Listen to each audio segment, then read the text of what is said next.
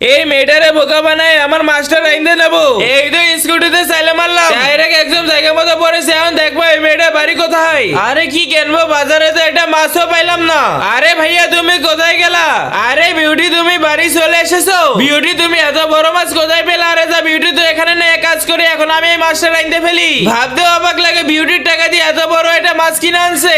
আরে ওটা বিউটির টাকার মাছ না, ওটা আমার মাছ। তোরা রানবি, আমি খাবো। আইটু কাটলে মাছটা কাটা হয়ে যাবে, তারপর মশলাগুলো ভালোভাবে বেটে নেবো। ভাইয়া ভাইয়া তুমি কোথায় গেলা? তোমার তো খুঁজাই পাওয়া যাচ্ছে না। তুমি এত বড় মাছ কোথায় পেলা? আরে এত নাটক করো না, বাইরে যাই বসো। ঠিক আছে ভাইয়া, বাইরে যাই বসেছি। তার আগে আল্লাহর এই সুন্দর নামটার জন্য যারা এটা লাইক আর এটা সাবস্ক্রাইব করে দিবে, হে আল্লাহ তুমি তাদেরকে হজ করার তৌফিক দান করে দিও। ঠিক আছে বিউটি তুমি বসলে লাগ, আমি এই মশলাগুলো দিলে আমার এখনই মাছটা রান্না হয়ে যাবে।